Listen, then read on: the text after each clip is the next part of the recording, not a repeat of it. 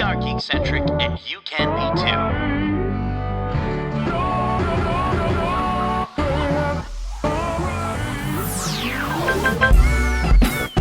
Love ya.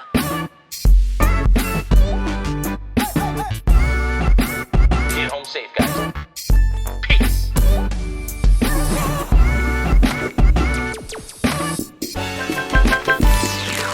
What is up, geeks? We are back.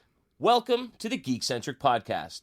My name is Kevin, and in today's episode, we discuss whether movie theaters will survive in a world of streaming services. And speaking of streaming services, we'll look at how one such service is stepping up in response to the powerful Black Lives Matter movement. And then, for our topic of the show, we attempt to redeem our film geek cred by sharing our opinions, having finally watched several movies we were terribly embarrassed to have never seen. But first, if you're joining us for the first time, this is a weekly show covering the world of film, television, gaming, toys, and collectibles, and all things geek-centric.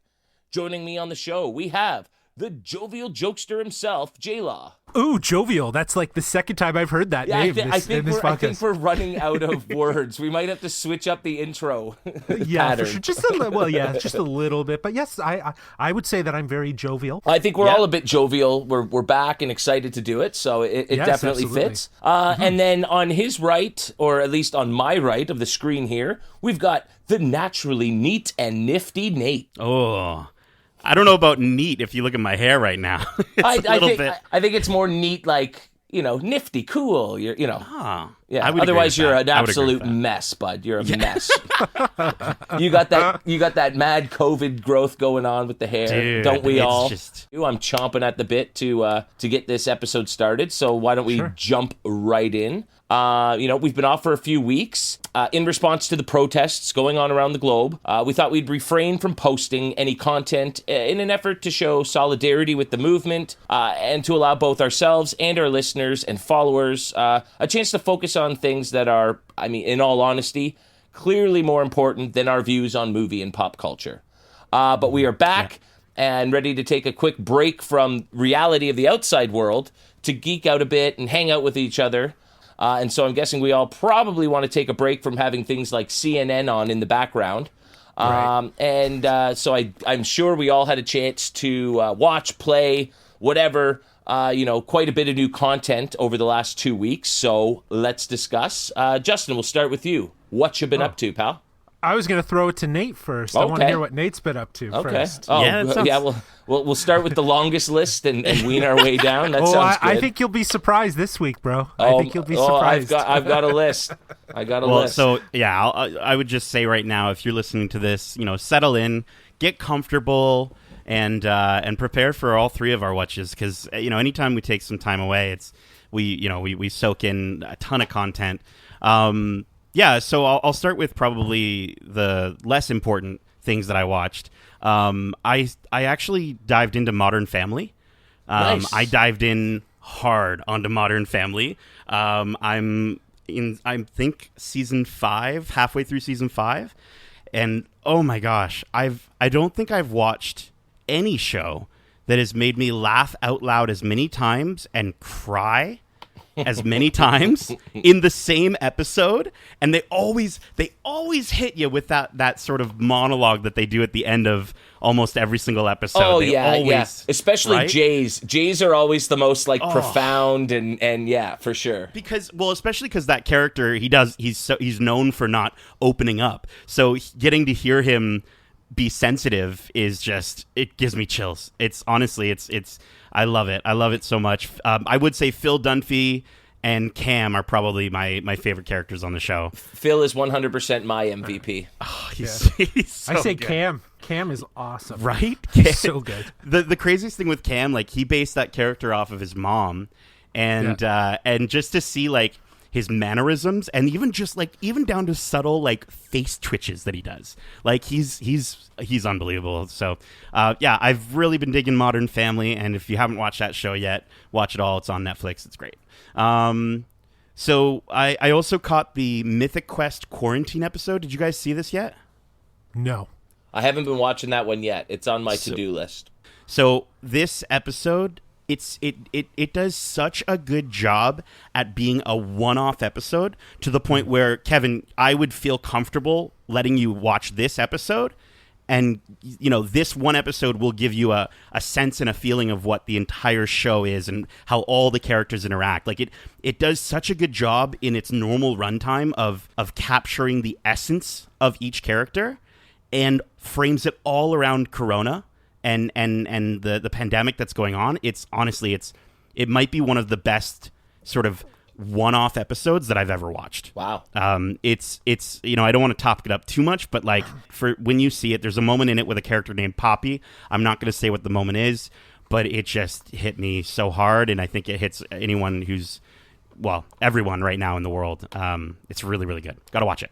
And then I also started watching, I'm not caught up yet, but I started watching Snowpiercer. Did you guys get into it at all on Netflix? Yes, that was one I was going to definitely bring up. I watched the Sick. first two episodes so far. Cool. Because Awesome. they posted the first two and then switched to at the same time, and then switched to weekly, right? Yes. So Yeah, that's how they've sort of lost me in the meantime. So I watched those first two and then kind of almost forgot about it, but we'll go back and watch. Oh, absolutely. I think it. The cool thing about the show, and I'll leave what I was going to say till you bring it up. But I think the cool thing that I just like about it is the show. Being a television show affords it the ability to go deeper into some of the more like outrageous fictional aspects of the concept of the actual film. So where the film is kind of constrained and sort of saying like, well, no, we can't explain that. We can't explain that. We can't explain that. That's just believe it. I know it's kooky, but just believe it. The show gets to dive deeper into those aspects. And I'm digging it more than I like the movie so far. I want it, like, I know that's strong. I want to wait until the full season to really see what I think. But so far from what I've watched, yeah, dude, it's super good. I think going into it, my biggest question was how are they going to take an hour and a half long movie and turn it into a TV show? And so I think that the element, I mean, I don't know how much we want to give away, and I really don't think it's a spoiler, but sort of adding that procedural aspect to the main character's story, within the larger story of the train itself. And I think that's a brilliant way to sort of stretch out this story, and I can see now how it can be a TV show and last, at least a season or two in terms of, again, growing the story of the people on the train. Oh, I was just going to say, they have to pull off something pretty unbelievable at the end of the first or second season before I would believe that they could do more than two. Right. I just think you mentioned how you like the idea that you get to explore more aspects of the train and sort of get more questions answered. Mm-hmm. And I think that is a strength, but it's also maybe kind of works against them in some regards. I mean, why are those people on the back of the train to begin with?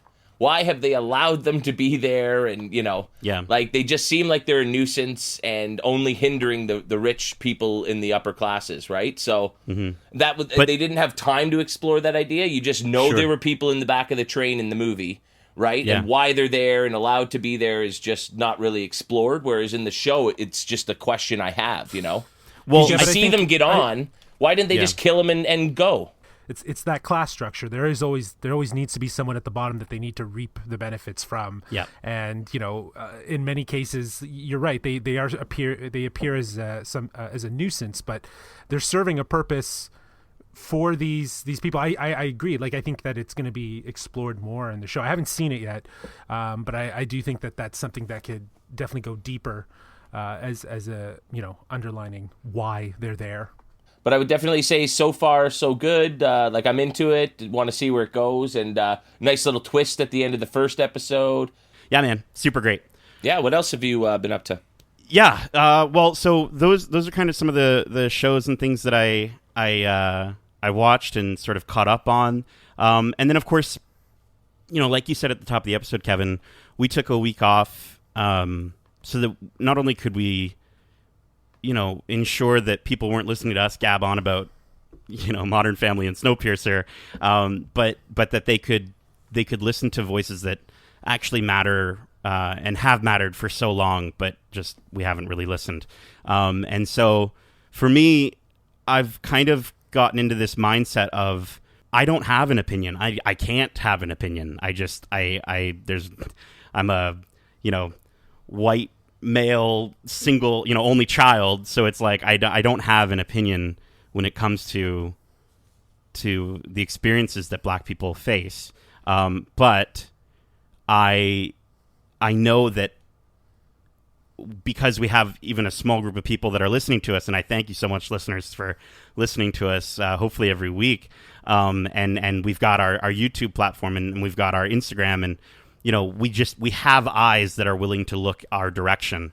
And so I've kind of just taken the stance, and Justin and I we were talking about this, that our biggest focus is to point people to the resources that maybe we've been made aware of. And so we're going to kind of touch upon that a little bit later on in the show as well. But for some of the important things that I watched to kind of educate myself, I watched When They See Us. And this is actually a docuseries film. It's a 4-part. I say it's a film. I don't think it's a show, even though it's shown as a show. But it's four episodes essentially about the wolf pack, the 5 teens, the Central Park 5 is what they're referred to as, and these were 5 teenagers from Harlem that were just put into jail, falsely accused for an attack in Central Park, and this is all based on a true story. And when I started watching it, I sort of, it's hard to watch, and being uncomfortable is something that we absolutely have to do to understand even a little bit what's been going on. But this movie, it's so powerful. It's so incredible. And I think the thing that hit me the hardest was that I've never heard of any of this information. Like, and not just to the point where it's like I'm not studied on politics, or I'm not studied. I've just never, this was not a news story that came into my being or in my circles at all. So watching this and realizing that it's absolutely a true story, and that it happens over and over and over and over again since, and you just have to watch it. Everyone, I think, should watch it. One thing I will say from like a film perspective is the acting is unbelievable by both casts. You've got a younger cast and then an older cast, because they show them when they're kids and they're falsely accused and arrested, and then they show them when they're older and when they're actually out of jail. And yeah, it's phenomenal. You got to watch it. I think watching things like this, especially if they're difficult, and especially if they're hard to watch because of the brutal, honest truth of them, is important. We're not black, and we're 2 of us are white, and we're males, and we're heterosexual, and so with a lot of these struggles that are going on in the world that are trying to be brought to the forefront and trying to be given attention, while we might not have a voice in terms of being able to relate to those things, we certainly have a role, and that's to educate ourselves and learn as much as we can about these issues, so that we can know why they're important, and why they need to be changed, and why they need to be addressed. And I think the last 2 weeks has really opened up a lot of people's eyes to that fact that there are so many injustices going on in the world that we need to give proper attention, and to really come together as a single race, the human race, and really try to change. And so the least we can do is sort of educate ourselves on these things, and I think we'll talk a bit more about that in the news even. Yes. Yeah, absolutely. And yeah, and I also caught Just Mercy. I watched it on Cineplex, and it honestly is the acting in that film is unbelievable. I mean, you've got Jamie Foxx, you've got Michael B. Jordan. I really dug Brie Larson in it as well. I know some people are not the biggest Brie Larson fans, but I think that movie, again, just sort of captured a story in a moment. And I think if there's any movie that I think you should share with your family, because I know a lot of people are having a hard time talking to their families about this, a lot of white folks, watch Just Mercy with them. I think it's a extremely powerful way to kind of get across what has been happening. And it's honestly, it's really good. Have you guys seen either When They See Us or Just Mercy? I can't say that I have. I've seen When They See Us. I saw that. I think I mentioned it on a podcast, on one of our podcast recordings a while back, but I'd seen it last year. It showed up on my feed, and I was intrigued by it. The first episode was probably the hardest episode to watch, just because of how the whole situation goes down, and basically these kids being in the wrong place at the wrong time, and the perception versus reality. It's a hard watch, but it's a very enlightening watch. Something that does shed a little bit more light on what is currently going on in the world. Yeah, and I think that's, it just got to the point where watching Instagram videos of the violence, I was just getting too sad, and I found that I wasn't doing anything. I wasn't doing anything to either talk to my friends or my family about it. I wasn't trying to spread resources online, and I wasn't taking any sort of stance in regards to donating. So I sort of said, well, you know what? I'm not going to watch any more of these violent videos. I'm going to educate myself. I'm going to watch some movies and educate myself that way, and tell my friends about them. And that's exactly what we're doing here. So, Justin, whatcha? Yeah, whatcha? So I guess kind of like yourself, I had a bit of an educational process as well over the last week. But before we got into all of that, I did finish The Office finally.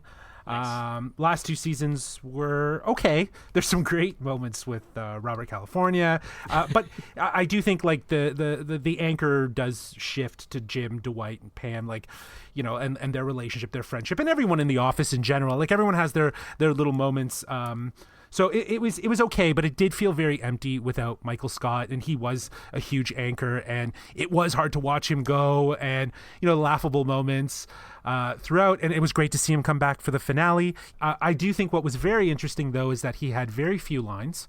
So he was definitely contractually obligated to make an appearance and not say much. I think it was more he had his goodbye, he had his moment. Sure. Seeing him one last time was for the fans, and it was special, but he let the main characters who were left sort of have the spotlight, right?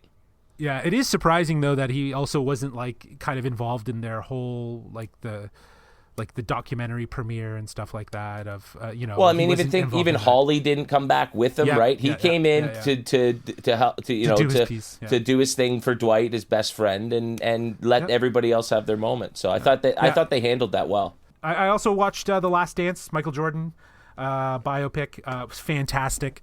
I think you said it, Kevin. You're not a huge basketball fan. I'm not a huge basketball fan.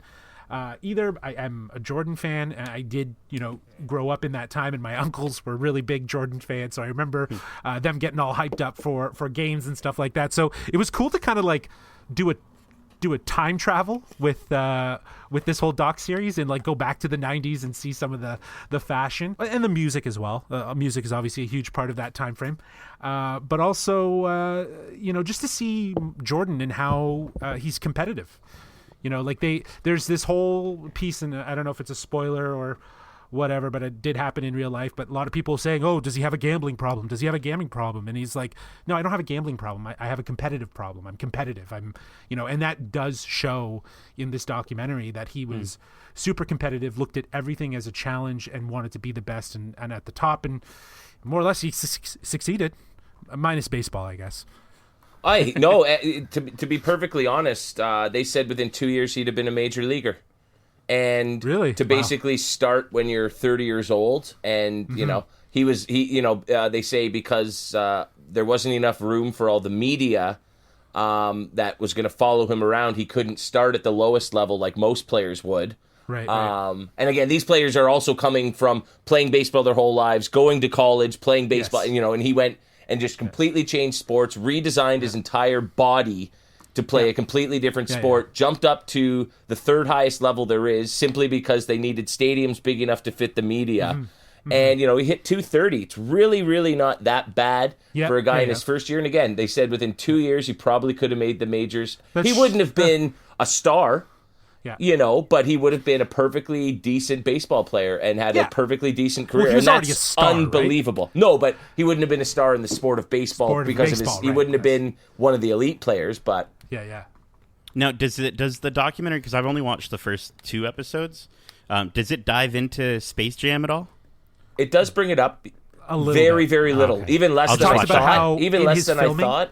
Mm-hmm. Well, yeah, it talks about how in his filming he still wanted to do training, so they built like Jordan Stadium on the studio lot so that he could practice, and he brought in players, like players were flown in, and like they would inevitably be in the movie as well. So like who there was a couple. There was Muggsy. I think was it Patrick Ewing? Patrick Ewing. I'm trying to think. Who's the small guy? Who was the smaller guy? Was his that's name Muggsy? That's Muggsy Bogues. Yeah. Muggsy Bogues. Yeah, and then I think Charles Barkley was in it. Yes, he was, I believe. Yeah. Right? Yeah. So like it was cool. It's cool to have like to see like that part. But yeah, it was a cool little doc. My biggest complaint was there was too much jumping back and forth with the time. Like I almost wish it was a linear story. I mean, okay, listen, we all know, I mean, if you're a fan at all, he won 6 championships. So it's never in doubt whether they're going to win or not. But it just felt weird that, like, you would start this run in 93, and then they would jump to a game in 96, and then they'd go back and show him winning in 93, and then jump back to 95. And it was, like, a little all over the map. And I guess agree. that's how they decided to tell the story. I think it was to make it feel that it wasn't so like anchored in like a timeline, but anchored in a character, right? Like in the character of Michael Jordan in different points in time. Yeah. And I totally agree. I think the timeline shift, it is like you said, we already know what's going to happen, so it just makes sense. But the time shift kind of thing, I didn't entirely like it all the time, but in some instances they connected dots, like how something that would happen in 97 was influenced by something that happened in 93. Yes, you know what I mean? which I thought they did a really cool job of that. Yes, but that's the anchor. And I thought they showed they gave a lot of spotlight to not just his teammates that sort of shaped his career, but also his opponents. And I thought they gave a really cool little focus to individuals who played a small role throughout his career. You get Reggie Miller, who was one of his all-time nemesis. You get to see the story of Steve Kerr, who lost his father early in life, and that's how him and Michael sort of bonded as teammates and everything like that. Like, there were a lot of cool sub-stories alongside the bigger Michael Jordan picture. So I thought they did that really well. And very much like Nate was saying, I did take the following week to really just kind of educate myself a little bit more. I had seen When They See Us and was, found that story very emotional and heavy, and very relatable to what was going on currently. I actually got something on my Instagram that was like some great movies to just educate yourself, and I thought, you know what, like that's how I learn is through visual medium. So the first thing that I watched was 13th, documentary that explores the history of racial inequality in the United States. It really highlights it and focuses on how the 13th Amendment, which was eventually inevitably designed to destroy slavery, just basically changed slavery over time throughout American history. And it looks at class system, it looks at the incarceration system, and really understanding how basically blacks moved from slaves into really filling the jails. And based on a variety of different cases that are outlined, it is probably one of the most enlightening things. I felt so much more aware of the validation of what is going on right now. And I guess it does come from a little bit of not necessarily ignorance, but lack of like just really understanding how in history all of it's been there, and it's been a long time of the same sort of stuff, which is why right now is such a boiling point. Yeah, I mean, I've never, I also caught 13th as well, and like I've never been into politics in general. I've never been into especially American politics. So like I've heard the name Nixon, I've heard the name Reagan, and I've heard the name Clinton, but I didn't even pay any attention to what they did, or like I think the freakiest part for me in seeing history repeating itself like exactly to the point where I mentioned some of those riot videos that I watched on my phone on Instagram. You can watch this documentary, see stuff from Nixon, and the Nixon era and hold your phone up and you're seeing the same thing, like the exact same thing. And it's just it's just the way that history is repeating itself is it's strange. But something that was really interesting I liked how she used music in this documentary. She used a variety of music over various periods of time to really capture how musicians and artists were already, even up to Tupac, were basically rapping about what is going on with systemic racism and, the system and this idea of perception, the imagination of the United States and whatnot. This led me to kind of explore more. I watched a mini series called Time, the Khalif Browder story. This is a 6-part series on Netflix.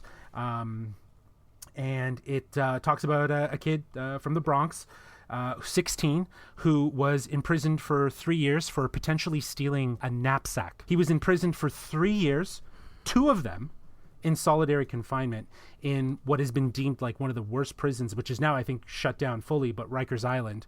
And it literally, it is the most powerful story of injustice and just the absurdity and this person's resolve to just kind of stick through this. All right. Well, I just wanted to say, I certainly have been meaning to watch 13th. It's on the front page of my Netflix every time I'm on there, and so I'm definitely going to take some time and dive into that because, oppression of people of color in the United States didn't stop in 1867 with the end of slavery. It just sort of the methods by which they've been oppressed have simply changed. Yes. And I think there's just, and it's not even a matter of history repeating itself, simply history providing example after example after example. And it's, since slavery, it's taken 2 forms in terms of, certain communities being overlooked, underfunded, and that sort of thing. And then I think the police treatment of people of color is just, and it's not a new thing, and it's not something that only happens every once in a while. There are countless instances over the last 100 years, from slave patrols, Rodney King, Watts, right. Emmett Till, Black Wall Street, Trayvon Martin, Michael Brown, John Crawford III. There are just so many cases that, to just take some time and read about some of these stories. It's horrific and it's appalling, and it's we're not going to take a political stand here on what we think about some of the going-ons in the States in terms of the reaction to it, but a reaction is certainly what's going to be necessary to bring forth hopefully a change. The NFL of all organizations came out and said they made a mistake when they ignored and basically punished Colin Kaepernick for his very, very peaceful protest. NASCAR today announced that they're banning any Confederate flag symbolism, which I think it's ridiculous that it was allowed to be endorsed, in 2020 to begin with. But again, it's not about, well, why is that still a thing? It's, well, it's not allowed to be a thing anymore. These are the kind of changes that are happening. Yes. Every single day we're seeing something good come out of this. And it's going to be incredible to see if the world can really change because of what's going on. So, and I think November 2020 is going to be a very, very crucial stage in that change. So we'll definitely have to keep an eye out. Anything else you've been watching there, Jess? One last thing, just to tie it all together, I did watch something that was a fiction, but inspired by obviously true events. This one was called The Hate You Give, which is spells out, it's thug. Right? So Thug, The Hate You Give. This is about Star Carter, an African-American student who faces the pressures of various communities as she tries to stand up for what is right when she witnesses a friend shot by a cop. What I liked about this is that it did obviously take a more youthful approach just to understand kids and their impressions. But what's really interesting is how they frame it. Star's journey is framed by how she comes from the, as she dubs, the hood, and goes to school in a very predominantly white school, if you will. It's a private school. And it comes from the fact that her parents want more for her. They want better for her because her father had served time for being, quote unquote, a thug. And that's kind of where that that the name comes from. And the idea that a world, misconception and imagination and this idea of what people think they understand and what they think they know about people based on what they see. And it was a really heartfelt story, and it really did ground this in a family sort of coming together, which I really loved. So yeah, again, just to kind of cap it all off, just taking the time just to watch some things to help educate myself a little bit more, because I think where this is all coming from and this sort of overarching history, it is time for a change, right? It is. So I haven't necessarily been educating myself through movies. I think I've gone on record, maybe not so much on the podcast, but with anybody who I've ever talked about movies and TV shows with, I never like watching movies and TV that like almost too closely reflect real life. Movies and TV are my escape, and I almost prefer those to be. I'm always a comedy guy over a drama. And so if something's, I don't know. I think the way I've been engaging myself in what's going on has certainly been through watching the news, reading as much as I can. If I hear a name or if I hear a story, I've been doing Wikipedia and reading articles and just trying to educate myself that way. But you can only do so much of that before you just need to turn your brain off for a second and maybe laugh or have some fun. So I've certainly, over the last 2 weeks, because it's been so long since we've done a What You Watched, it's almost an embarrassing amount of television. I am on season 12 of It's Always Sunny in Philadelphia. Wow. I'm on season 4 of How I Met Your Mother. I caught up on The Good Place as far as Netflix has allowed me. They don't have the 4th and final season up yet, but I watched 2 more seasons of that. Sarah and I watched the 4-part Jeffrey Epstein documentary, which... how was that? You know what? It was interesting. I guess my issue is they didn't get into the other players as much as... what this man did is horrible, undeniable, but there's a lot of people that were I part think of it. The problem is it's very speculative. Right? I don't think there's enough evidence that this documentary wanted to put possible truths in. They went, these are the real true facts. But have you heard the list? Oh, have you seen it? Anonymous released his records, right? And I was surprised, and I'm not. I don't want to say overshadowed, but I'm surprised it didn't get any sort of attention. And obviously there are things going on in the world, but also again, I think it's all speculative as to what these names could mean and how they actually relate to the horrible, horrible things that Epstein was, convicted of doing. There's a tough watch in terms of when you find out what these poor young ladies went through, and so that was a dark watch. Oh, dude, I can only imagine. I thought I kind of had a gist of it, but I was just like, oh, really? Oh, get out of here. Oh, my goodness. And I say that jokingly, but it's not a laughing matter. I'm in shock. It's that nervous, shocked laughter of like, holy cow. Yeah. Take a look at that, because it's quite the story. Heartbreaking stuff there. I binge watched Space Force in a day. That was a fun Sunday afternoon. Have you guys watched? I caught the first 2 episodes. Yeah. And I sort of felt like I just didn't want to keep watching it.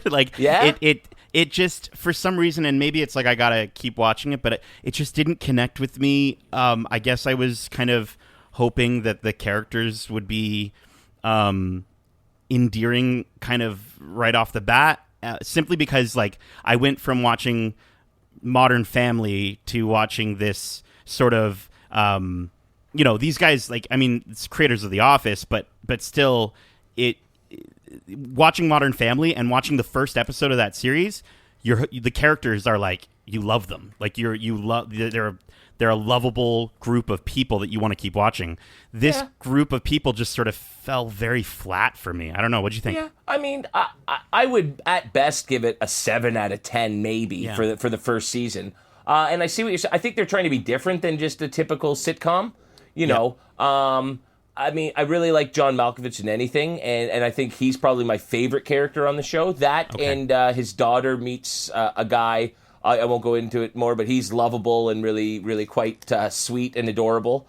I actually like the story and what's happening in the story and where they leave you off after the first season. I found that more engaging than the characters. I would certainly agree with you there. It wasn't as laugh-out-loud funny as I maybe hoped for and was expecting, but, again, it's only the first season. I want to see more, so that says something about it.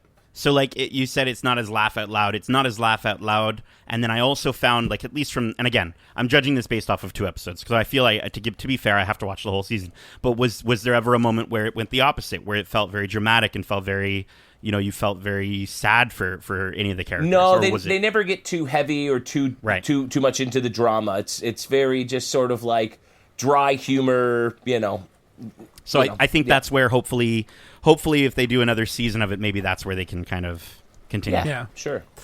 I haven't watched it, and I was going to after the whole Office series finale, and my brother-in-law has been watching it, and he only got through 3 episodes, and he came and told me, he was like, yeah, don't bother watching it. See, that's funny. A lot of the people I'm talking to are like, it's hilarious. And I'm like, well, no, it's not hilarious. Yeah. So it's funny to get the 2 ends of the spectrum there. Yeah. I just certainly would warn you, Justin, don't go into it because you just watch The Office and want more of that, because you won't come away with that sort of attachment. That's why I'm giving myself a little bit of space. I think that's probably a good idea. I think so. Just because Steve Carell and Greg Daniels are involved, it's very different projects. Sure. Did you find Steve Carell's voice was really weird, at least in the pilot? I see what you're saying, but he's talking like a general. That's right. He's a 4-star general. He does. He becomes, Okay. Yeah, it's certainly, especially as he becomes deflated by being assigned to something he has no desire to be in, right? So, all right, cool. And then two last things here that I dove into, and they kind of relate to each other, sort of, not really, but anyways, I've decided that I'm going back and watching excellent shows that I never had a chance to watch. It almost sort of stems from our topic of the show, movies we were embarrassed to say we haven't seen. And so I'm going back to watch very, very highly regarded shows that I just haven't seen. So then if we do the episode, then you're never going to have anything. I know I'm gonna be able to crush it and just be like, sorry boys, I've seen every good TV show ever. My bad. But so I finally went back and said, you know what, I'm gonna restart, because I only got through the first season originally, because that's all I had on DVD. And then while I was waiting for season 2, I never got back into it. I'm on episode 1 of season 3 of Breaking Bad. Wow, nice. I'm doing it. And it's just perfectly fine. It's perfectly fine. I gotta say, the storytelling is pretty good. I find there's a lot of slow, there are some episodes where literally nothing happens. Well, there's one episode where Jesse he loses his house, and that's the only thing that happens for 50 minutes. Yeah. And I have to turn up the volume sometimes so loud, stop whispering. Stop whispering everything, people. Because then in the next scene, there's a bloody explosion and my windows rattle because I've got the volume up so high to hear it. I don't know. I just find it's really just okay. And I think what's lacking in it, again, the writing in terms of the story is very engaging, and I want to see where this goes. But the writing in terms of the dialogue, it is nowhere near the other great shows that I've watched. And I will... The dialogue's basic. It is basic B dialogue. It's also we have to sell drugs. We have to sell drugs. Bryan Cranston's fantastic. Yeah. Now that I've seen performances. Now that I've seen Bob Odenkirk as Saul, although oh my God, he is the character he plays in season 9 of The Office. It's all I can picture. Oh, for sure. Yeah. And wait till you once you get to that, you should definitely do Better Call Saul, which is fantastic. I know it's a prequel though. And so I know that you're going to see all these characters from this show I'm watching now, and I'm going to know they all survive and live. So what's the drama? What are the stakes? But here's the thing. If I was going to recommend to you, if you hadn't seen Breaking Bad, I would tell you to watch. I should have almost started, but it's still going, so I'd have to keep waiting. But I agree, that is almost a better approach. But it's also more fun. You would enjoy it so much more. Yeah, I'm going to watch Breaking it. Bad. I'm going to watch it because he's my favorite character. So you are the last person I would ever expect to watch it, just because exactly what you said. Like, you like you appreciate that entertainment, and like there's such a slow burn to the Breaking Bad experience. And I remember when I thought that was going to turn me off of it, but it, like, I was surprised at how much it just sunk me into it. I'm so glad you're watching it. Yeah, no, I think and it's my fault. I waited 7 years after it ended to start it, but I've seen so many things from it. So, like, when you get some dude's head on a turtle, I'm like, oh, I've seen that GIF, or I've seen that in a list of moments, Like, I just got introduced to, I think, the series Big Bad and Gus, and I know how his story ends because it's talked about so much. And so I think having that be like a fresh thing where you don't know where the story's going, his introduction would have been really, really cool and neat, where you start off with this seemingly decent guy working at a chicken shop to becoming this big, bad, ruthless guy who ends up with one of the most glorious deaths in all of television. And I already know that's coming, and so it's my fault, but I think that might be hindering the experience just a bit, is that I know too much of what's going on. But again, in terms of the dialogue, because I compare it to another show that I just flew through, because it's only 3 seasons long, and that's The Newsroom, which, as like a diehard Sorkin junkie, that's one of the best shows I've ever seen in terms of dialogue. Like, there are 20 characters. They are the smartest, funniest, most intelligent people in television history, the way these people talk.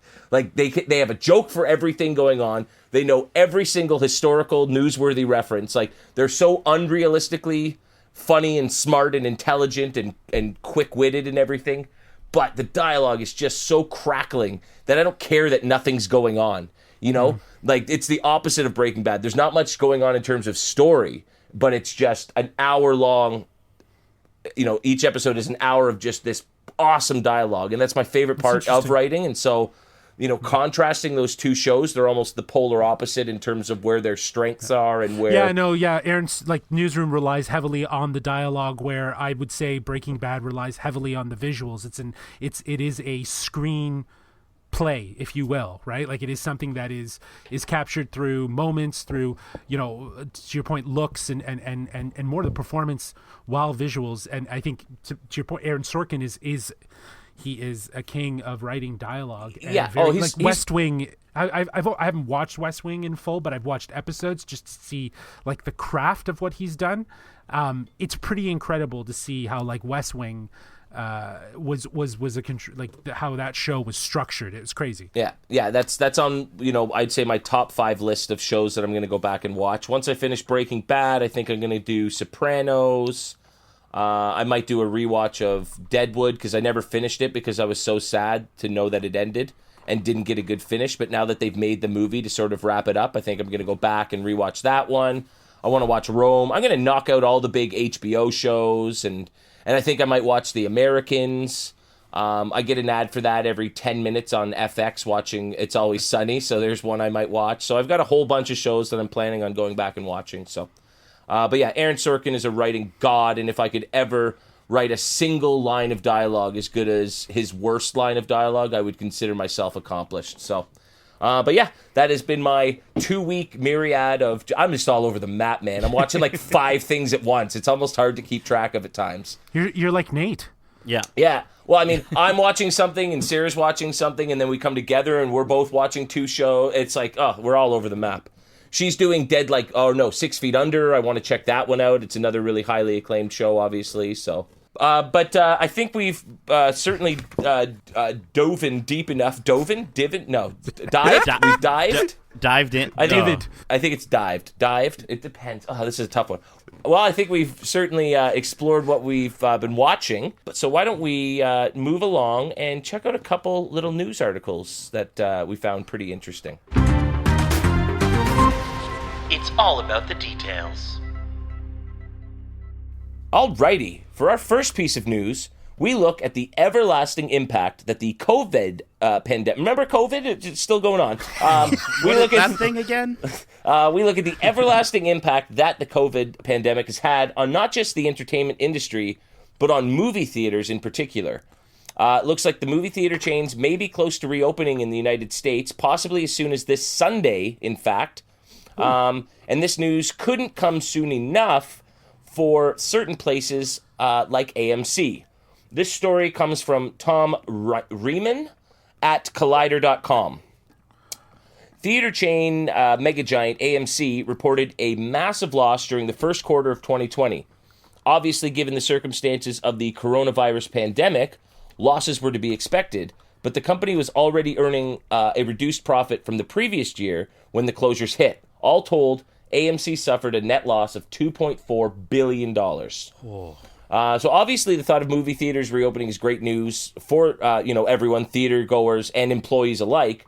But before delving a bit deeper into the story, I wanted to get you guys' thoughts on that. You know, the idea that maybe not up here for us, but certainly down in some of the states that are reopening, movie theaters are opening. Are we excited for that to finally happen?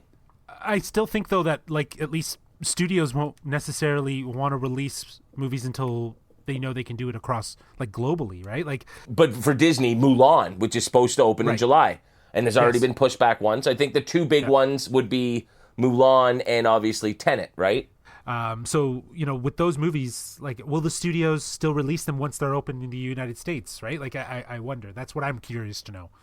I wouldn't be comfortable going then. I'm still, you know what I mean? I don't know. I feel like it's to sit in a theater with a mask on, even though they're big blockbuster films, I'd rather watch them on Disney Plus. Now, Tenet is the only one, I think, in my mind that I would be like, well, no, that's 100% a movie theater movie. I'll brave COVID to go see that movie for sure. Right? So, I mean, you guys kind of touched on it, right? Is it going to be only a partial reopening in the sense that, is there going to be social distancing in the theaters? Will there have to be 4 or 5 seats in between everybody? And in that case, like you said, are movies really, or are these studios really going to want to open to, 25% capacity theaters, right? So it'll definitely be interesting to see if they rush into it, or if maybe we do just get a rehashing of just go to the theater, enjoy the experience with your space, and watch an old movie. Back. Yeah. Well, and I mean, we talked about the idea of Disney potentially putting some of these films out on Disney Plus, but AMC has already gotten really upset over Trolls World Tour and them missing out on that revenue. So it's are they going to just continue to cut ties, and can they do that with these losses? I think they're going to jump back on that decision so fast. I think they have to. Well, it's awesome that you bring that up, because the second part of the story that I sort of was looking into comes from Kendall Halliburton from Screen Rant. Kendall said, with the rising popularity of streaming services, AMC even launched a streaming service called AMC Theaters on Demand in 2019. So it sounds a bit hypocritical, really, if you think about it, right? Absolutely. But so this sort of thing brings up the ongoing debate over whether movie theaters will survive in the modern age. Yeah. Because I enjoy seeing a movie once or twice a month in theaters, Yeah. So do I. I love the experience, but do we think streaming services may one day completely replace the theater-going experience altogether? So can I ask a question to you guys? Well, go ahead, Just. Let me just ask a question. In the sense of okay, you're gonna go see a movie in theaters. Would you go see Judd Apatow's newest movie, or would you go see Tenet? Again, it doesn't need to be a blockbuster for me to go see it in the theater, because again, I love going to the movies. Right. I like it. I just find I'm so much more connected to what's going on the screen when I'm in a theater and just watching the movie. Watching at home, it's so easy to pick up your phone, to go to the kitchen for a drink, pause it for a sec, I'll go to the washroom, that sort of thing. Whereas when you're in the theater and the lights are off and you're just fully engaged, you and the screen, and that's it, that's just, it can't be replaced. No matter how good the picture on your TV is, no matter how good your sound system is, no matter how comfy your couch is, it's just not the same, in my opinion. Sure, I think again, the idea is to draw the idea of what the is going to be in theaters, right? I can see the big movies that they want to put that are the spectacle and theater experience. They will still live to be screened in the theater, whereas the rom-coms and the other lighthearted comedies and stuff like that, those might hit streaming platforms. Well, I think there could be a balance. I think it's almost twofold, right? Like, I mean, I've seen every Judd Apatow movie that he's released in theaters, because a Judd Apatow movie is an event for me. It's not obviously a blockbuster big action explosion movie event, but it's an event. I look forward to every time he comes out with a movie, and this one in particular. So I'm excited that it's coming to a streaming service and I get to see it sooner rather than having to wait for whenever it might be released in theaters. Mm-hmm. But I think if we want to see these big action, blockbuster spectacle movies in theaters, we're going to have to see other movies in theaters too to keep those theaters alive. These theaters will not be able to survive if they're only getting 6 or 7 big movies that people go to see every year. So, but I mean, again, it's going to be COVID, and I think streaming services will have a huge impact on theaters, more and more so going forward. And speaking of streaming services, let's move on to more important news. This story comes from Katie Scott at Global News. Cineplex made 45 movies by Black creators or about Black lives available to stream for free in Canada. The company said that they're offering them to Canadian audiences for free, and they will also be covering the royalty fees themselves in an attempt to inform and empower people. So very much what we were talking about earlier. The quote goes, "In a time when many people are turning to movies to become informed and empowered, we want to help," Cineplex tweeted on Friday. "Our Understanding Black Stories collection was curated to elevate Black filmmakers. These films are available to view at no cost on the Cineplex store.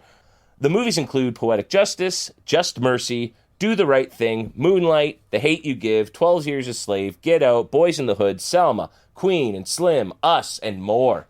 What a wicked initiative. Yeah. Oh, yeah. I was originally worried, I was like, well, okay, these are all being offered for free, but the fact that they're covering the royalty fees is it just makes so much sense. It's so cool to see though. Like it's 45 movies. Like I've never even had any remote interest in the Cineplex movie app. I mean, we have access to Netflix, Disney Plus, iTunes. So like if I want to get a movie, they're all there. But this was this was kind of a fantastic thing for them to do, and 45 movies, that's so many stories, and yeah, so for the ongoing future, I guess anyone can catch that. I tried it out with Just Mercy, and as I mentioned in my Whatcha, and it's super easy. Just to you gotta make an account and then rent it, and then you have it for 48 hours, and then I assume that I could just rent it again if I want to. So did you watch it on your Apple TV, Nate? I did, yeah. Now the only thing is the storefront won't allow you to go in and say I want to rent this. So I had to actually go on my phone, rent it, and then because my account was on the Apple TV app, it's synced, and then I could watch it. So, but I guess I'll test it. I'll let you know. But I think you can rent them as many times as you want. I don't know. Well, and even if you can, I mean, there's 45 of them, so go. You're almost better off trying to watch as many of them as you can, right? And what an opportunity. Do the Right Thing. I would recommend you guys check it out. I watched it in film school, and it was great. I'm gonna rewatch that one. I'm glad they have that one up for free. Yeah, I think there's quite a few here I'd like to check out and just sort of. And I don't want to say capitalize on the opportunity, but. Why not, right? Like this is a perfect, Empower, learn. This is the chance to do so, right? So, yeah. I think it's a brilliant initiative. I almost wish more services were sort of offering this kind of. I mean, I guess it's tough because other streaming services are more membership based, right? So you get their whole library, whereas Cineplex is a pay per rental, right? So I guess that's where they're able to do it. So to all our listeners, go check out Cineplex. Watch a movie. Let us know what you thought. Let us know if you learned anything new, and maybe you found a new favorite filmmaker or anything like that. We'd love to hear back from you on that topic. And can we get this link at least to the Cineplex main page where people can sign up for this? We'll get this link in the description. Yeah, we should. Yeah, absolutely. All right. Well, Obviously, this is a very pressing, important issue that's not going to go anywhere, and so we will continue to educate ourselves and try and share any information that we hear similar to this in upcoming episodes. But now, guys, I think we should go and, again, try and redeem our geek cred a little. Let's jump into the topic of the show and discuss some movies that we had never seen before.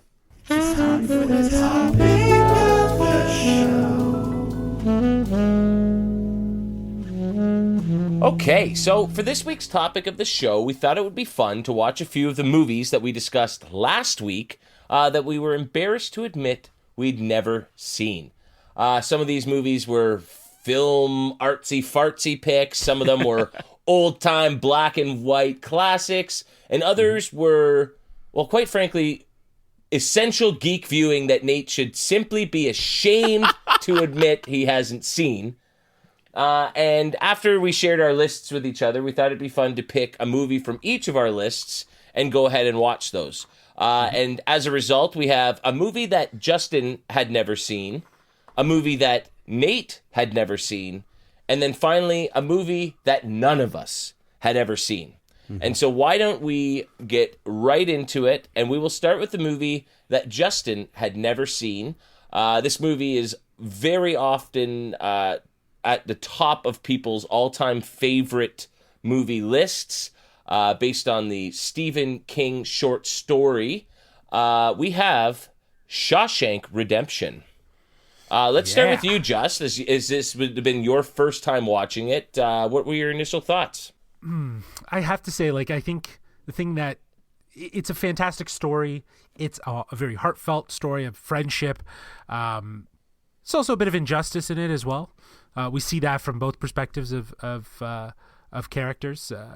We see some again very relevant stuff to the incarceration system and this idea of who's the boss in there and the way things are done, which in a film like Shawshank almost comes off as something that could be highly fictional. But, in light of seeing other things after Shawshank, it's obviously a very prevalent thing that exists within the incarceration system. I think that, we discussed in the last episode how in some cases, because we had seen things parodied or there had been made references within pop culture already, things had been spoiled. So I will recall, if you will, the Family Guy episode. That moment, and obviously spoilers, so I will preface that. But the moment that Tim Robbins' character doesn't come out of the jail cell, I was like, oh, is this how they reveal that? Where he's gone, right? So I already knew, but I can imagine, though, if I hadn't seen the parody and sitting in the movie theater, I'd be like, well, where is he? I do think that it is definitely a very strong story, a very, well-deserved as well for that recognition. But it's crazy, though, that it just, there's a shift there with Morgan Freeman and Tim Robbins. Like, Tim Robbins is obviously the focal character, but Morgan Freeman, I think, is more so the focal character of this story. He steals the show, and I mean, we have this movie to thank for Morgan Freeman, the narrator, right? This is where he gets his sort of narration cred from, really. Honestly, I got chills when the moment you hear Morgan Freeman's voice describing like the Andy getting the roof crew beers, that dialogue, that scene is fantastic. Yeah. I literally, like, my hairs on my arm stood up, and I was I wanted a beer. He didn't do it for himself. He didn't do it for us. He did it just to feel normal. Such a cool scene. Just, I will touch on what you were saying, how a lot of it has been spoiled over the years for you, because I watched it with somebody who'd never seen it either, so I got the experience in watching it with Sarah, who'd never seen it. And, she was like, oh, I know what's going to happen now. That's where that scene's from. And, that's where that joke's from, right? So, certainly a movie as well-renowned and adored is going to be parodied and mentioned in pop culture. If you guys haven't seen the Family Guy spoof of it or parody of it, like definitely check it out. I'm gonna go check that out. Pretty Yeah, funny. It's pretty funny, and there's a great Star Wars reference. So nice. I really loved it. So, Nice. but yeah, I think the movie deserves all the recognition. I think I was expecting more, maybe more of a twist, maybe something that was gonna leave me more. I didn't think I was gonna get something so conclusive, like happy ending. Do you know what I mean? But again, I guess, that is pure feel good movie, right? Yeah. Everybody in the end. I mean, there's one or two characters maybe who don't get the happiest of ending. In particular, the poor young man going for his GED. But the bad guys all get what they deserve. The characters we're rooting for get a happy ending, and you are left kind of just feeling like, oh, that was nice by the end of it. That was right? it was a nice story. It was a nice conclusion, and I can appreciate it for that. But I think like you can't ignore, how shocking some of those moments are as well. And I mean, we've definitely seen movies that feature, some of the moments that happen in this movie more, recently and since then. But, just as an audience sort of experiencing that, especially when this movie sort of came out, like when Brooks kills himself, right, and hangs himself, like that's a moment that I think was, it's absolutely shocking to see that scene, or when the what's his name, the guy that runs the prison, when he shoots himself. Like, these are things that I think are they make the film so much better in how they don't hold back from that. I think the one thing that stood out to me, though, definitely did feel very placed in the time, with the way the performances was and the demeanor of the characters and stuff like that. It felt old timesy, if you will. It was actually funny. At times it kind of reminded me of like a classic Hollywood film, like, something that you would have seen back in, let's say, 1957 or earlier, but black and white.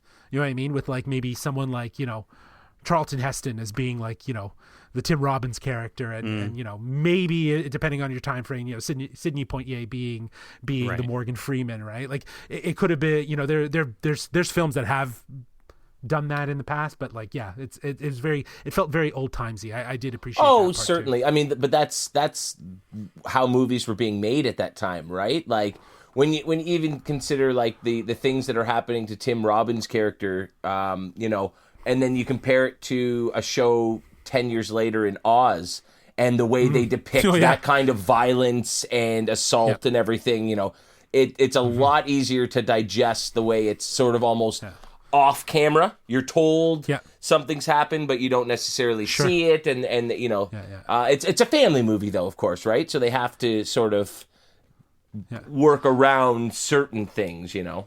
Well, it's funny you said... It's funny you said family movie, because like the beginning with the music and the credits kind of playing over top, it almost reminded me of like a TV movie where I'm watching it, right? Yeah, that's exactly what I was going to reference to. Is that like with you saying family movie, I think of the opening. It felt like a really obscure reference, like the live action Dennis the Menace movie. You know what I mean? Or like that family adventure film, like an adventure film, right? Sure. Sure. Yeah. If you want to go super cheese. Yeah. Yeah. I mean, it's a bit better than a Hallmark movie, right? At the end of the for day. Sure. Overall. Justin, what did you think about the visuals? Because I just felt like the way the film was shot and captured and the camera movements were actually like, that was the part for me where I was like, okay, now it no longer feels like a made-for-TV movie. Like, it actually feels like a movie. Like, they made this drab world look so fantastic. Well, and even that first scene where Tim Robbins walks into the jail and the camera it's his perspective and looks up, and it's just, and it makes the building look so menacing and scary, and you go into the darkness of the tunnel, and like that shot alone like really stood out for me as well done. So fun fact for you guys, Roger Deakins shot that film. There we go. There you go. That explains everything. Enough said. Yeah. Deakins definitely, like the way he used like light, shadows, Like even the scene, the repetitive scene of watching, Morgan Freeman's character walk down that dark, narrow hallway to what is meant to be a light at the end of the tunnel of his incarceration, but to only be told that he has been rejected and put back in that tunnel is very symbolic, and he captures that in seconds of just doing that. So I think that Deakins, the way he shot it, gave the prison vibe the shadows and the darkness that it needed, but their story of these characters and that friendship and that bond helped give it the light, if you will. Absolutely. I will say one thing I noticed was the middle part of it kind of drags a little, and I think it's intentional. It's almost supposed to represent that mundane sense of prison life, right? Where it's just the same thing over and over, and we almost really do feel the passing of 20 years that Tim Robbins has been locked up, in that slow pacing. But overall, I would say my review of it, as I would give it definitely a 4 out of 5 as a rating for a film. I appreciated it. I was a little underwhelmed with it, and I think that is in part to do with the fact that I again having seen it parodied or referenced multiple times in other places, kind of maybe demystified the movie a little bit for me. But I think overall, though, the story, to actually experience the story and to see what that story's about, and the journey of the two to get to that quote unquote redemption, is very, very good. I certainly enjoyed watching it again. I'm happy I did it. I'm glad we picked that one to rewatch, because it is a really nice, really well done movie with some great performances and a pretty engaging story, I thought. Nate, any final thoughts on Shawshank? Yeah, I think it's it translates so well from the story from Stephen King's original story. This was a movie that I watched in English class, and it was the first time I've ever had an experience watching a movie in English class where the entire class was like, no, we have to watch. I think near the end of it, we had a sub in, and they were not going to originally play the ending of the movie. We're like, no, we've been watching this movie. We have to watch this movie. And we were all so passionate about it. And it was the first time I've ever really sort of experienced that in high school. And yeah, man, it's a timeless classic. 5 out of 5. It's phenomenal. Wow. I think I would certainly, I'll give it a sentence of, 4.4 to 4.5 years out of 5.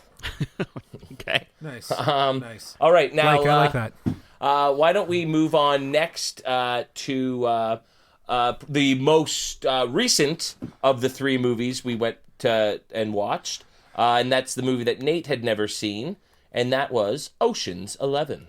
Let's start. Let's start with you, Nate. Sorry. Okay. We're going full spoilers. This is probably the biggest spoiler. The moment that he started eating nacho chips, I wanted nacho chips. The moment that he started eating shrimp, I wanted shrimp. And of course, I'm talking about when Brad Pitt is just eating all these things. And you told me to look out for that, Kevin. He just eats the whole movie. It's amazing. It's so good. And yeah, something about him eating. This movie was it was interesting for me. George Clooney, I was actually blown away by how I recognized so easily all the other characters, but George Clooney for some reason for me looked very different. Maybe I just haven't seen a lot of George Clooney stuff, but especially at the beginning of the movie when he's in jail, he looks, I was like, who's that? Oh, that's George Clooney. The scene of him and Brad Pitt walking out of the club and then everyone freaks out over Topher Grace. I was like, in what obviously they're not, it's Topher Grace and they're just characters, but it was really odd to see. The movie, it was a lot of fun. The characters were really, I think they were really confident in what they were doing.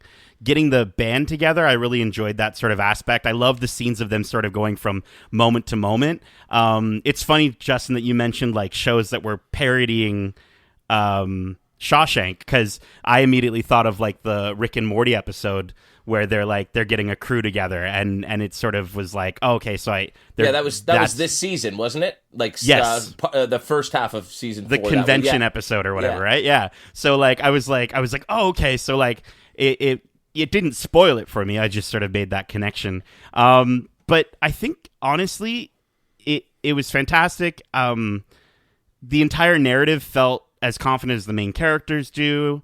But the only problem that I had with it, I think the only issue that I had with it, was that it felt too confident. It felt like, yes, these characters are amazing at what they're doing, and they hammer that home of how fantastic these guys are at what they do and getting back into what they do.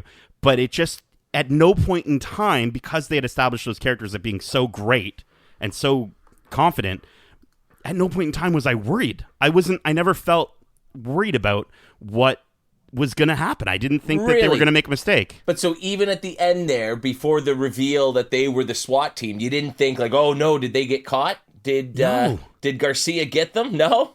I didn't. I didn't because I didn't think I did. I was like, there's no way they would have screwed that up. Like, they just can't, because there was just not enough in the movie for me to kind of feel like on edge of my seat, like they're going to screw up or something bad is going to happen. I don't know. I didn't catch it that way. But maybe I think that's almost the point, right? Like, that was sort of the direction they went with, was that, these guys are the best at what they do, and like, let's just watch how they do it, not if they'll do it, Correct. Yeah. And I think I was going in with the expectation of if they'll do it. And I was hoping to see a story that I guess that might be a little bit more conventional in terms of what I'm used to with these stories. Yeah, but I think the thing, I don't know. I went into the film. I remember knowing about the original Ocean's 11 with Frank Sinatra and Sammy Davis, and knowing that like it is like a heist film where they do come out at the end successful. Well, I mean, they always come out successul. There aren't many movies where they don't. The good guys don't. No, win, I know. Right? But I think like, this was a reimagining of that story, right? With the core elements in place and a real grit and glam mashup. It had the glam and tradition of Vegas, and the music and the that sort of jazzy sort of vibe to it, right? Which kind of not coined, but I guess insinuates the heist motif, right? And you have that nostalgic Vegas glam with this like real grit in the sense of how it's shot and how it feels so documentary style to tell this whole retelling of 60s film that was a very glam Hollywood film. I mean, the original is boring compared to this movie.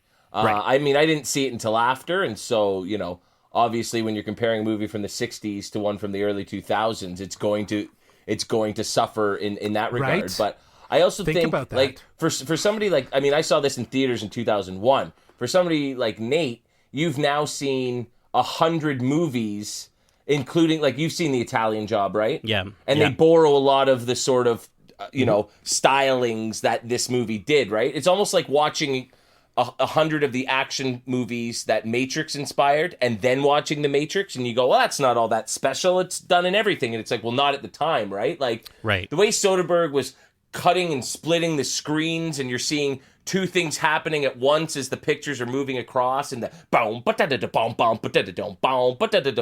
right? Like, that's been done 1,000 times since. But when that movie happened in 2001, it was fresh. It was cool. It's like the coolest movie I think I'd ever seen when I saw that movie. But see, that was where he kept that that partial Hollywood glam, because that was a stylistic editing technique, right? But to your point, he used it as a way to move the story along, to keep you engaged, to keep it fun with the music and whatnot. So I think it's like it's fresh to see it with modern eyes in Soderbergh's, how he cut it together. I mean, I definitely, like, I can't say I didn't have fun. Like, there were definitely a lot of moments where you're absolutely right. Like, it wasn't boring. I just think, like, for me, I think about like Mission Impossible, right? Where we see somebody who is a masterclass at what they do, but there is still so many more moments of that idea of like, is he going to fall here? Or is he going to fail? Is he going to get killed? Or, so I don't know.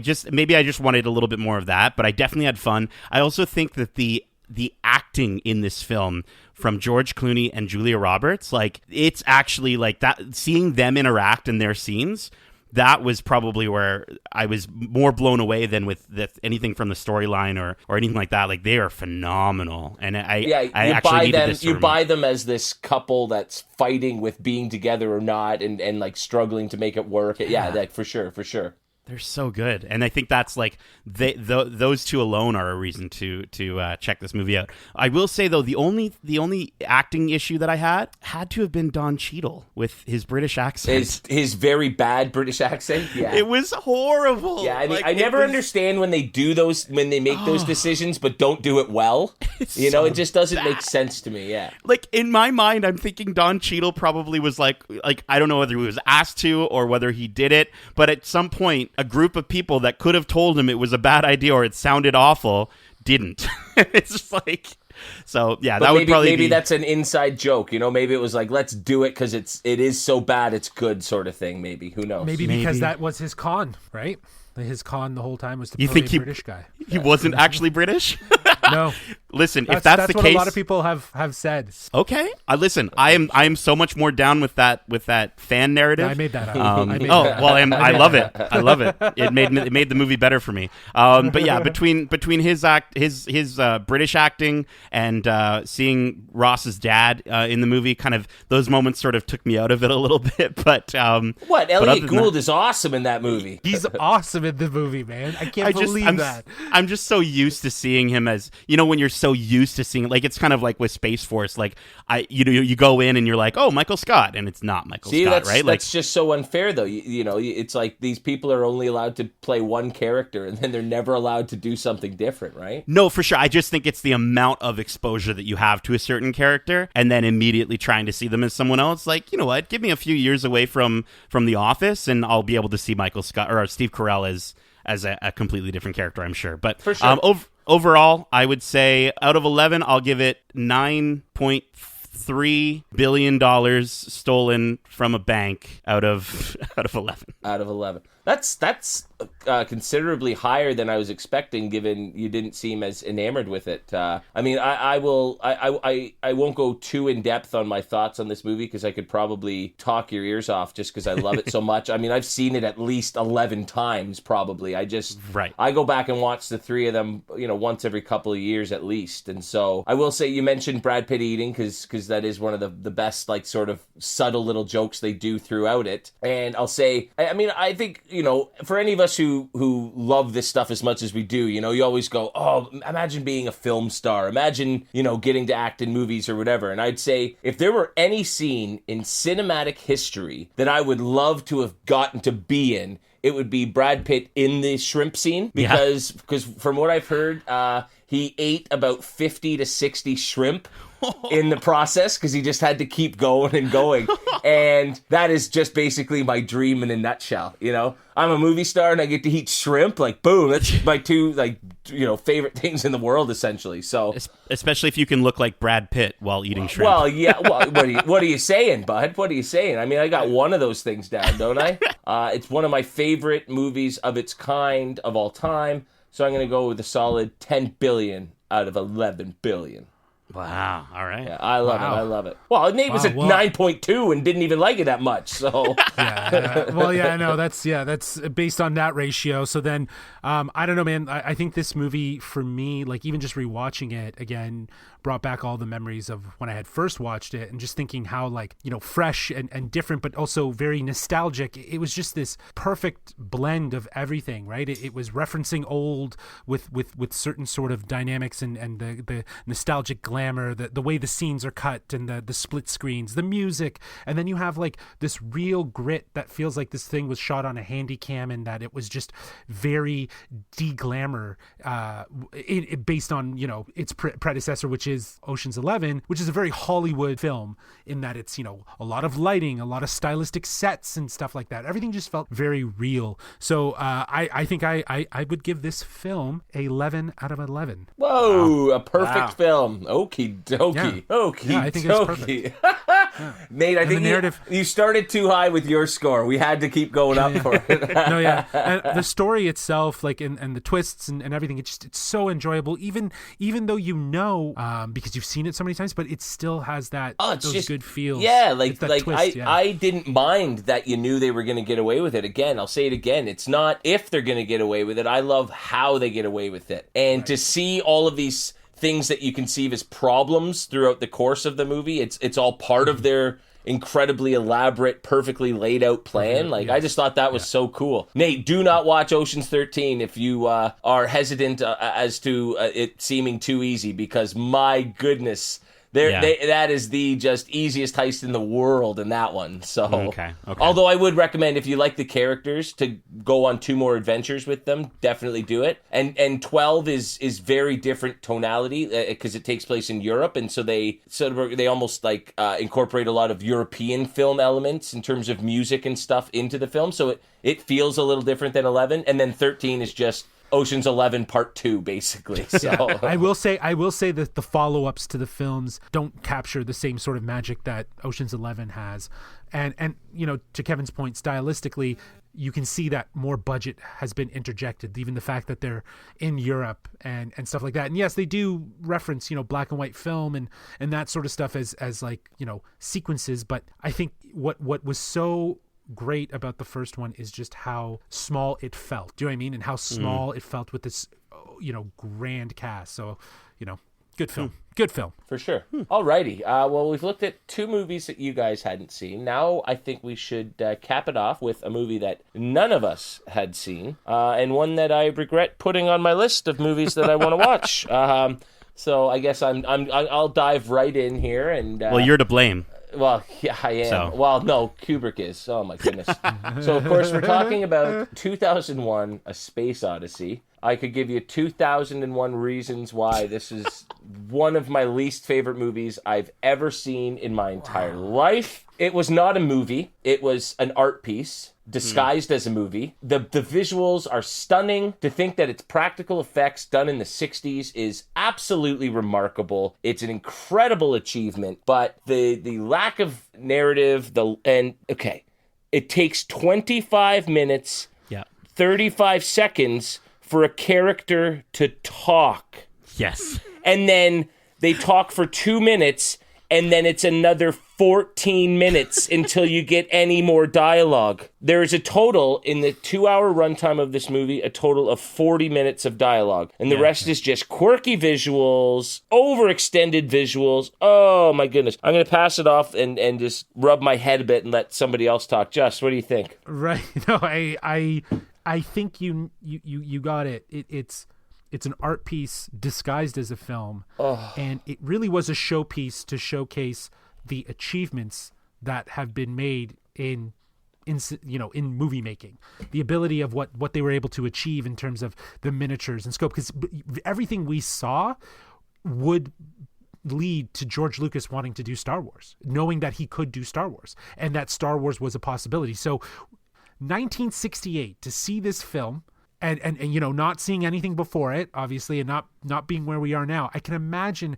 how this would have been very engrossing and very, that's why the shots are so elongated. It's like, it's a spectacle to see this ship, just gently land somewhere. And I personally think, like, while all of those things are to be appreciated, you're right, Kevin, because it's so long, it doesn't hold up to now. Like, I was so bored.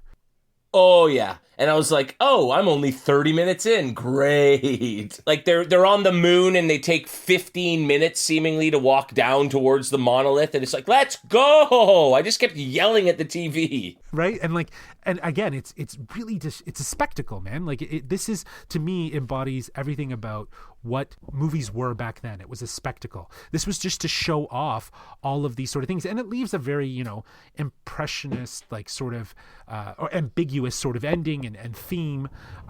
But again, I don't know if it really stands, especially for us, because we are so desensitized with the movies that we've seen in terms of effective editing, engaging editing, music and visual combination to help kind of guide us, that it didn't meet what we've already experienced. So yeah. I felt very bored. Absolutely. Nate, jump in here. What were some of your initial thoughts? Well, so like the opening, starting with like it almost sounded like an orchestra warming up, right? When they started. Do you mean the 3 minutes of black screen?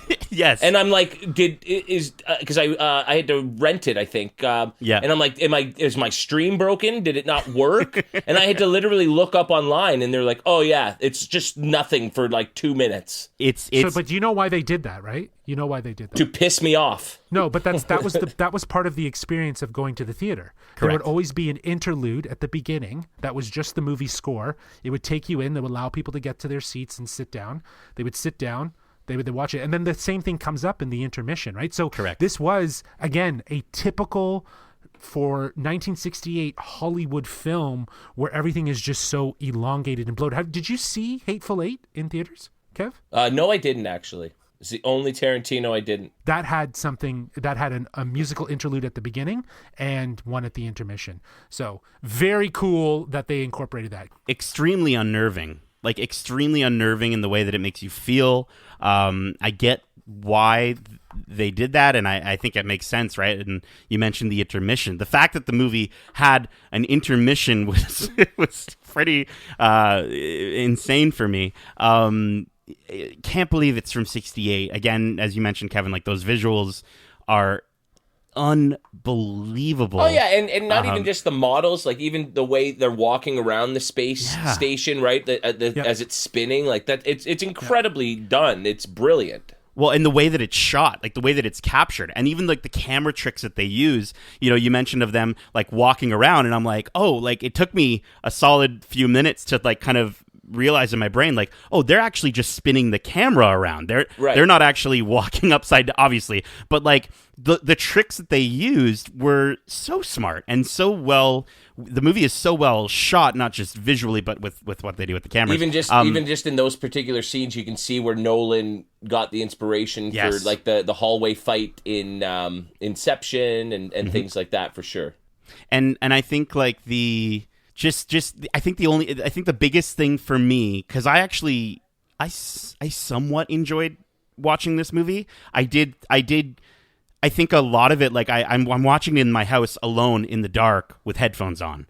And so a lot of those moments, I literally had to just like pause it and take my headphones off, turn on the lights and walk around for a few minutes and just look at my phone or do something, because a lot of those moments, they just don't let you pause for any moment. It's just there are moments of slowness, correct, but I'm talking about like the 20 minutes of like of him like breathing in space like that.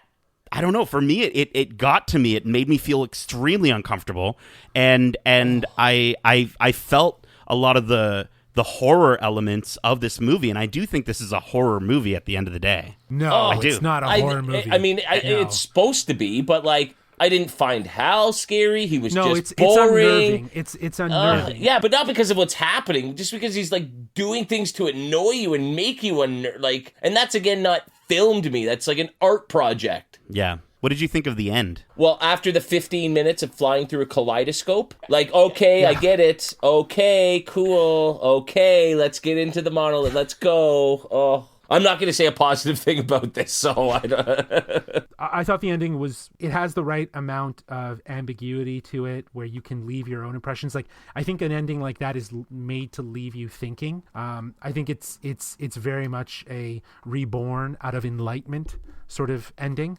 The monolith is seen as a means of communication and always appears as man is evolving.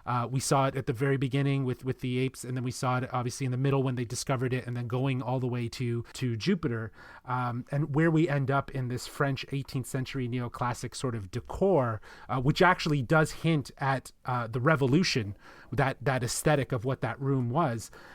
It was basically, it embodied how the alien wanted mankind to move to more of an enlightened being, almost to come back as almost like a new age Christ figure. Because it was a rebirth. He died. You literally saw his life, and he died, and then he ended up floating back towards Earth as something new.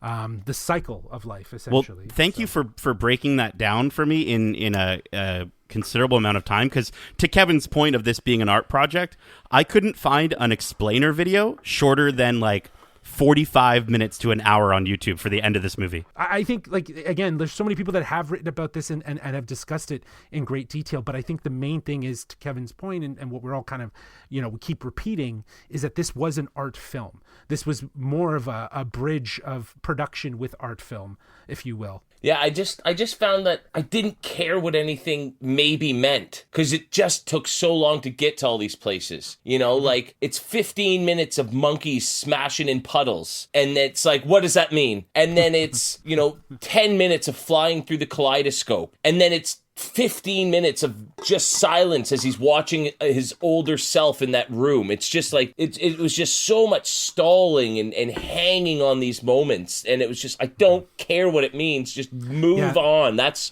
just the impression I got out of it. I just did not care. This is a visual movie. Like, there is, to your point, there's no dialogue. There's nothing that's meant to move it. The visuals are meant to move it. It's about putting the viewer in a place of just seeing and experiencing rather than being told based on the screen and based on the writing. Right. And like, I guess, like, I can see how he's trying to establish that in those moments. But then the one guy's out doing the spacewalk. I guess Hal disconnects him. He goes flying, and it was just so quickly done and poorly edited in that one moment that you could barely tell. I had to look up what happened just because I was like, what just happened to that guy? Oh, the editing on that scene was choppy. It was bad. I agree. So you spend 15 minutes showing me nothing and stalling, and then 2 seconds to show a critical point where Hal turns on them. It just... There wasn't enough explanation, and then there was too much. Right. And I think the other thing, too, is that scene, that's actually a great scene to reference when that moment happens. And it was such a jarring, sort of weird cut sequence that we, as like people who have now seen obviously far better cut films, it's very apparent that was like, and to think in 1968, that is how tension and moments were conveyed in the editing, and it doesn't land as well. There, again, outstanding moments, but I think overall pacing, this film just did not withstand with this time. You hit the nail on the head. I don't want to detract from the movie we're talking about too much, but it's like I found in like a movie like Alien, and there's so many moments that are supposed to be full of tension and pivotal horror moments, and they're edited in such a way that it doesn't resonate with me because, like you said, I'm used to things being done so much more clearly and so much more, so much better, I think it's, a lack of means to have done so with special effects and everything that's maybe hinder certain scenes, like they don't have CGI to rely on where you can see the hose detach and him go flying and stuff. It was just like, this is the only way we can shoot this, so here it is. And you lose the meaning and the importance of those things, I think, a lot. I do think that from this film, you can recall, obviously, every other sci-fi movie that we've ever seen that has referenced this, has incorporated elements of it, and also kind of did it better. You called out Alien, Kevin. That breathing sequence that Nate was referencing before, it reminded me of Aliens and some of the tense moments, and even Gravity. Gravity had more had that realization of the tension. Like, that's how I think this film is. It is like an unnerving experience in space, something that, this was before the moon landing. Therefore, this is the audience's first interpretation of what it's like to space travel or to go to space, right? Like, in a more realistic, authentic manner. Did you see all the branding though? Like the Hilton, the Howard Johnsons, the IBM. Like, it was this idea of how the future that that was currently being built in 1968 was influencing the future of 2001, right? So, like, it was cool, some cool, interesting sort of elements that they placed in it, but Nolan's Interstellar is his, 2001 A Space Odyssey. I will take bookcase. I will take a bookcase in space over that crap any day of the week, man. No, I again, someone that took what Kubrick did really, really well and did it better. Yeah, I'll take bookcases over floating fetuses any day of the week. Thank you. Yeah. It was my, my movie, so to speak. So I'll give my final thoughts first here. Obviously, I just did not enjoy the movie watching experience at all. I think it was absolutely deserving of the Oscar it won for special effects. I think they absolutely, George Lucas gets a lot of credit for what he did with special effects, but this one was, 8 years earlier and did some really, really impressive things and paved the way for it. So my hat's off to what they achieved visually. But, put that on a projector in some art show, and that's where that sort of visual storytelling belongs, in my opinion. That's not a movie I want to sit in a theater for 2 hours and watch. And I can't imagine that there were people, I just can't imagine people went into that movie, that's what they saw, and they left satisfied. I don't know. I did not enjoy it at all. I would never watch that again. You couldn't pay me enough money. I'm going to give this 200 out of 2001. Kevin, can I ask you one question? Absolutely, ask away. And it's impossible for you to answer, but if you had never seen visuals like this before, you don't think this movie would satisfy you if you had never seen Star Wars? If you had never seen Interstellar, like all these movies that came from it? No, because the visuals were impressive. So, like, of course I would have been... I'm enamored... How many years later? What are we talking now? 52 years later, yeah. and I'm blown away by the visuals. But the movie experience itself, the writing, the lack of dialogue, the incoherent story, it just bored me to tears, and I can't imagine it would have been any different 52 years ago. I don't know. Okay. I don't know. That is not a movie for me. That was not made for me as a film goer. That's for sure. Yeah. So, Kevin, I mean, overall, this movie was incredible looking. The cinematography, the way the camera angles were used to emulate the aspects of shifting gravity, like it was outstanding for the time that it was made. As we've said, again, very simple story. It was so much lighter than I thought it would be, and that's actually refreshing for a sci-fi movie, because a lot of sci-fi movies over-explain and they build out a universe and they hold your hand, and this movie did the opposite of that, and I thought that was actually pretty cool. I did think that the pace was bold at first. At first I was like, wow, they're really committing to this, and then it just became very, very, very grating. And so I understand how they wanted, Kubrick wanted realism in this sense, but very similar to a lot of the complaints that people have with Red Dead Redemption 2 in how long it can take to do certain things in that game. It did. That's kind of where I made that connection there for how I started to feel about how long things were taking. Just cut it earlier. There's got to be a cut of this movie out there on the internet that's probably much more accessible, and remove the reality in which how long it takes for someone to travel through space, and I think it becomes a much more enjoyable movie. Two things before I give my rating. Number one, the music was, I actually think, was really fantastic. It reminded me a lot of the music from Midsommar, which is just, it's so, we talked about soundtracks in probably one of my favorite episodes of our podcast, and the music from Midsommar and this film, I think, are unbelievable, to make you have a feeling that just feels awful in the best way possible, if that makes sense. And then lastly, on the Mac, there's a voice that you can do with voiceover that will sing Daisy, and it's extremely creepy now that I know what that's from. Oh, that's old school. There used to be, remember that purple gorilla that you used to get on the computer? Oh, what was it? Bonsai Buddy? There you go. And he'd do like a Daisy, Daisy. Yeah. But I mean, even that scene took 10 minutes longer than it. Just die already. Just die already. But overall, like, I'll give it a 700 out of 2001 for sure.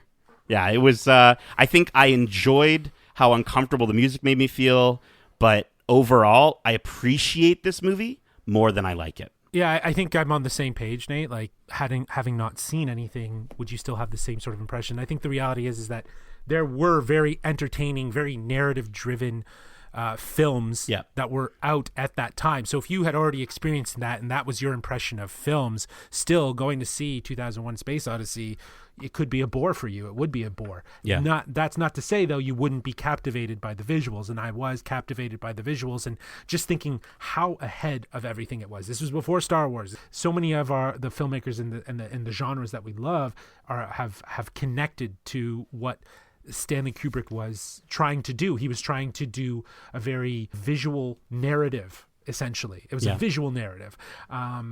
the ambiguity around the ending, the idea that it didn't have closure. I do agree with you, Nate. The fact that it didn't hold your hand and try to give you a lot of explanation, very much like, in Interstellar, that's what Nolan was trying to do, is give it the science and give it the explanation, which I think muddled and it's harder to follow at times, right? Like in terms of how it made sense.